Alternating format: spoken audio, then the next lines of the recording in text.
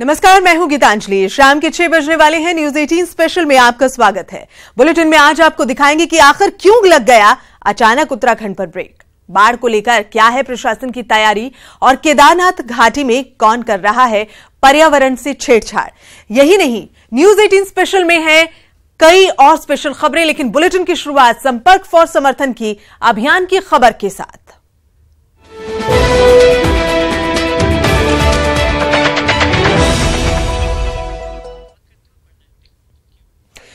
तो केंद्र से शुरू हुआ बीजेपी का संपर्क फॉर समर्थन अभियान। यूपी में भी बड़े पैमाने पर अगर बात की जाए तो इसका असर दिखने लगा है। सीएम योगी ने इसी अभियान के बेहतर सूबे की नामचीन हस्तियों से मुलाकात की, लेकिन सवाल तो यह है कि क्या इस संपर्क से 2019 में समर्थन मिल पाएगा। देखिए रिपोर्ट। बीजेपी का संपर्क फॉर समर्थन अभियान। योगी ने भी यूपी में शुरू किया अभियान। नामचीन हस्तियों से मिले सीएम। 2019 के लिए मांगा सभी का समर्थन। मई में संपर्क फॉर समर्थन का जो अभियान बीजेपी के राष्ट्रीय अध्यक्ष अमित शाह ने दिल्ली से शुरू किया था, अब उसी अभियान की बागडोर यूपी में खुद सीएम योगी ने संभाल ली। सीएम योगी ने शुक्रवार को बारी बारी सूबे के 6 नामचीन हस्तियों से घर जाकर मुलाकात। इन उपलब्धियों की जानकारी समाज के हर तबके के पास हो और खासतौर पर समाज के हर तबके में जो लोग नेतृत्व देने की क्षमता रखते हैं, समाज को एक नई दिशा देने की क्षमता रखते हैं, ऐसे विशिष्ट जनों के साथ संपर्क का एक विशिष्ट अभियान है। एक संवाद के माध्यम से पार्टी के कार्यक्रमों को उन तक पहुंचाना और उनके माध्यम से फिर समाज को आगे बढ़ने के लिए प्रेरित करना, उसी अभियान का ही हिस्सा है। सीएम योगी का ये काफिला सबसे पहले मशहूर डॉक्टर पद्मश्री मंसूर हसन के घर पहुंचा, जहां मंसूर हसन के परिवार ने सीएम का जोरदार स्वागत किया। मुलाकात के दौरान सीएम ने मंसूर हसन को मोदी सरकार की पिछले 4 साल की उपलब्धियां गिनाई और उसी से संबंधित एक बुकलेट भी भेंट की। उनको पता है लारी कार्डियोलॉजी के बारे में, हार्ट के बारे में। उनका साहब हमें सबको मिल के काम करना है और बचाना है गरीबों को, दुखियों को, इंसानों को। इंसानियत का पैगाम है। इसमें कोई पॉलिटिकल बात हमारी नहीं थी। इट इज़ द मोहब्बत और इंसानियत और लोगों के लिए खिदमत। सीएम योगी इसी अभियान के तहत कारगिल शहीद मनोज पांडे के घर भी पहुंचे, जहां उन्होंने शहीद मनोज पांडे के पिता गोपीनाथ पांडे से मुलाकात कर 2019 के लिए उनका समर्थन मांगा। योगी के संपर्क फॉर समर्थन का यह अभियान पूरे दिन चर्चा में बना रहा। सीएम ने उस दौरान कुल 6 नामचीन हस्तियों से मुलाकात की। सीएम योगी सबसे पहले जाने माने हृदय रोग विशेषज्ञ पद्मश्री डॉक्टर मंसूर हसन से मुलाकात करने पहुंचे। इसके बाद सीएम ने शहीद मनोज पांडे के पिता गोपीचंद पांडे से मुलाकात की। पद्मश्री राज बिसारिया से भी सीएम योगी की मुलाकात हुई। राज बिसारिया जाने माने थिएटर आर्टिस्ट है। रिटायर्ड जज एचएन तिलहरी से भी सीएम योगी की मुलाकात हुई। शिक्षाविद प्रोफेसर भूमित्र देव से भी सीएम योगी ने मुलाकात की और इसके साथ ही अंत में लेफ्टिनेंट जनरल आरपी शाही से सीएम योगी की मुलाकात हुई। ऐसी कोई बात करने का वो नहीं था। उन्होंने जो अपनी योजना है शासन की, ये अपना 4 वर्ष के कार्यकाल का, वो मुझे मिला है। उनका स्वागत किया, बहुत धन्यवाद दिया विशेष तौर से उन्हें। 2019 के लोकसभा चुनाव की तैयारियों के लिहाज से बीजेपी का यह संपर्क फॉर समर्थन अभियान काफी अहम माना जा रहा है। बीजेपी इस अभियान को पूरे देश में चला रही है, जिसमें सभी राज्यों के वरिष्ठ पार्टी कार्यकर्ता उन जगहों की नामचीन हस्तियों से मुलाकात कर 2019 के लिए उनका समर्थन मांग रहे हैं। सीएम योगी आदित्यनाथ ने आज लखनऊ में 6 लोगों से मुलाकात की। वो सभी प्रबुद्ध वर्ग के लोग थे, जिनसे मिलकर सीएम ने मिशन 2019 की सफलता के लिए समर्थन मांगा। संपर्क फॉर समर्थन अभियान के तहत सीएम आगे भी और लोगों से मुलाकात करेंगे। रिपोर्टर अजीत, राजीव और शिवानी के साथ रंजना, न्यूज 18 लखनऊ।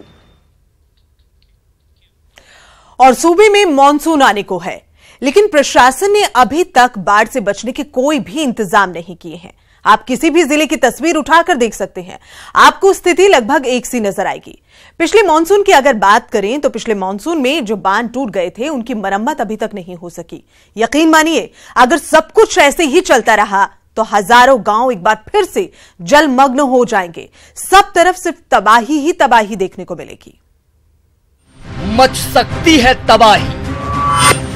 प्रशासन ने अब तक नहीं किए बाढ़ से बचने के इंतजाम।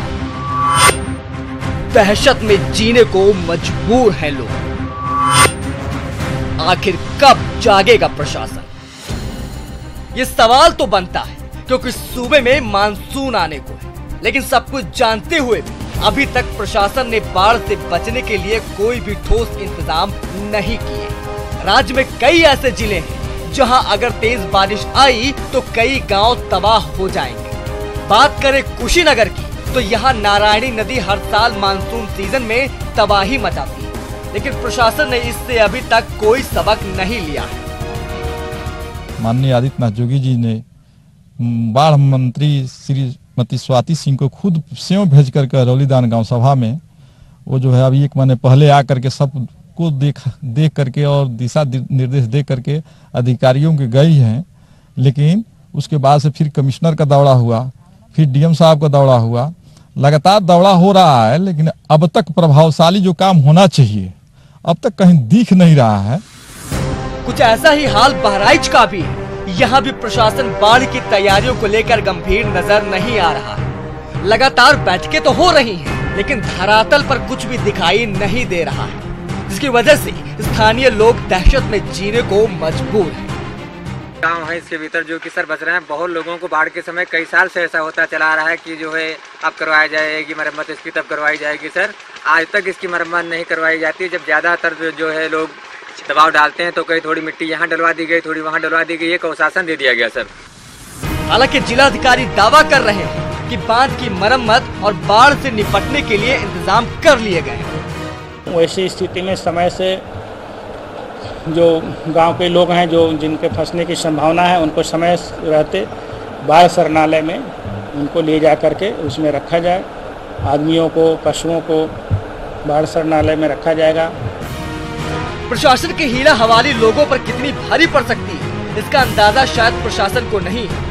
अगर समय रहते प्रशासन अपनी कुंभकर्णी नींद से नहीं जागा और बारिश शुरू होने से पहले तटबंधों की मरम्मत नहीं कराई गई तो कई बेकसूर लोग मौत की नींद सो जाएंगे। न्यूज़ 18 के लिए कुशीनगर से अशोक शुक्ला और बहराइच से कादरी मसूद की। और राज्य में कुछ दिनों के बाद बारिश शुरू हो जाएगी, लेकिन बरसात के बाद की स्थिति से बचने के लिए प्रशासन ने तैयारियां शुरू कर दी हैं। मॉक ड्रिल कर लोगों को जानकारी दी जा रही है कि किस तरह से आप बाढ़ में खुद को बचा सकते हैं। देखिए खास रिपोर्ट। सूचित किया जा रहा है कि नदी में बाढ़ आ चुकी है। अब अपना सामान, बच्चे व महिलाओं को तुरंत लेकर घाट पे पहुंचे। आपको बाढ़ केंद्र पर स्थापित किया जाएगा। आपने देखा किस तरह से बाढ़ से पहले प्रशासन अलर्ट नजर आ रहा है। ऐसा नजारा गोरखपुर, लखीमपुर खीरी, फैजाबाद, बाराबंकी, कुशीनगर जैसे कई जिलों में देखने को मिल रहा है, जहां हेलीकॉप्टर की मदद से एनडीआरएफ की टीम ग्रामीणों को जानकारी दे रही है कि अगर बाढ़ ग्रस्त इलाके में आप फंस जाते हैं तो गोताखोरों और हवाई रास्ते की मदद से आपका बचाव किया जाएगा।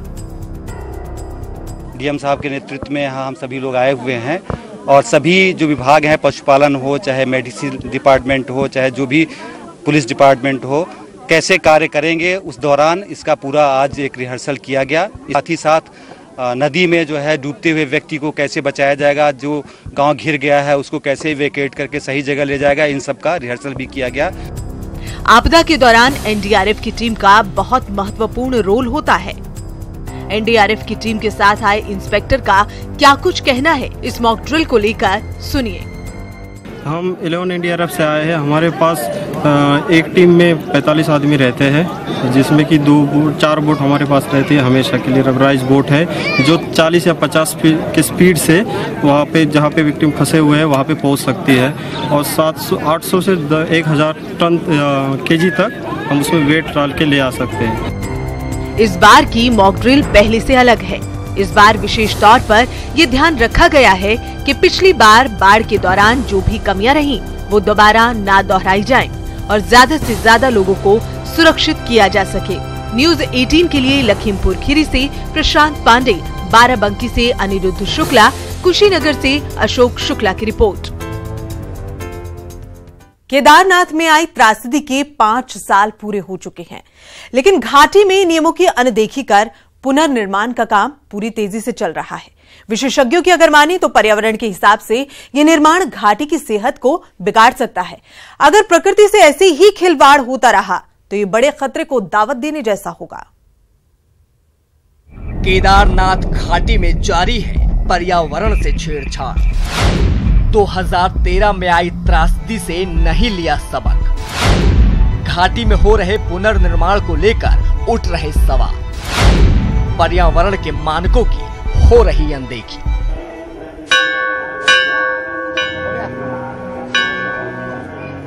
जल प्रलय के 5 साल बीत चुके हैं। घाटी में एक बार फिर जोर शोर से निर्माण कार्य जारी है। कहीं खुदाई चल रही है तो कहीं पक्के निर्माण का काम चल रहा है, लेकिन ये निर्माण कार्य केदार घाटी की सेहत बिगाड़ रहे हैं। वाडिया हिमालयन भूविज्ञान संस्थान के वैज्ञानिकों के मुताबिक घाटी को पूरी तरह नेचुरल रखना जरूरी है। इसके लिए सोनप्रयाग से केदारनाथ तक के इलाके को निर्माण से पूरी तरह अछूता रखा जाना चाहिए। सोनप्रयाग के बाद में टोटल लैंडस्केप को अनटच्ड रखें, जिसको वाइल्डनेस कहते हैं, जिसको नेचुरल कहते हैं। वो 2 वजह है। देखिए, एक तो वजह यह है कि वो एरिया किसी भी वाटरशेड का जो अपर मोस्ट एरिया होता है, मोस्ट फ्रेजाइल जोन होता है, और वहाँ पर सिर्फ मोरेन्स और लूज डेब्रीज होती हैं और रिवर का ग्रेडियंट बहुत स्टीप होता है। तो थोड़ा सा भी जो फ्लड कुछ आएगा तो वो बहुत ही स्टीप रिस्पॉन्स होगा उसका, जो कि हमने 2013 में देखा। वैज्ञानिकों ने केदार घाटी से संबंधित भारत सरकार को एक रिपोर्ट सौंपी। उसमें साफ तौर पर कहा है कि घाटी में किसी भी तरह का मानव निर्मित विकास नहीं होना चाहिए, क्योंकि यहाँ की भौगोलिक स्थितियाँ काफी अलग है। वैज्ञानिकों का मानना है कि घाटी का पूरा इलाका ढीली मिट्टी से बना है, इसीलिए किसी भी तरह का निर्माण खतरे से खाली नहीं। ऑनेस्टली स्पीकिंग, जो काम वहाँ हो रहा है वो अभी तक हम लोग ने दौरा किया नहीं है, लेकिन किसी भी तरीके का मैन मेड डेवलपमेंट उन एरियाज में हमारे हिसाब से नहीं होना चाहिए। एक रीज़न ये है क्योंकि वो इन ट्यून विद नेचर नहीं है। दूसरा रीज़न ये है कि उत्तराखंड ऐसे माउंटेन्स में लोग नेचुरल ब्यूटी, नेचर को भी अप्रिशिएट करने आते हैं। आप उसको डेवलप करते चले जाएं। डेवलप करना एक मतलब उसकी विधा अलग होनी चाहिए, उसका तासीर अलग होनी चाहिए, ना कि आप बस बिल्डिंग्स बना दें, रोड्स बना दें, चौड़ा कर दें। ऐसे जगहों पे हो रहा है जो कि ऑलरेडी बहुत ही फ्रेजाइल जोन में है, तो उन पे रिस्ट्रिक्शन होना चाहिए, और जो डेवलपमेंटल एक्टिविटी हो वो वहीं पे हो जो ज़्यादा सस्टेनेबल हो, जो देर तक जिसका ये चलता रहे। गलत है। देखिए, ऐसा है कि ब्लास्टिंग जहाँ पे सेफर एरिया है वहाँ पर रोड बनाने के लिए ज़रूरत है वहाँ तो करें, लेकिन जितनी आप फ्रेजाइल एरिया है वहाँ पे अच्छे से स्टडी करके ही आगे का करना चाहिए। प्राकृतिक संसाधनों से बनी केदार घाटी बेहद संवेदनशील है। यहाँ पर्यावरण से किसी भी प्रकार की छेड़छाड़ मानव जीवन के लिए खतरनाक साबित हो सकती है। ऐसे में घाटी में नियमों की अनदेखी कर निर्माण करने वालों को इन बातों पर ध्यान देना होगा, वरना बार बार आपदा का दंश झेलना पड़ सकता है। ये रिपोर्ट न्यूज़ 18।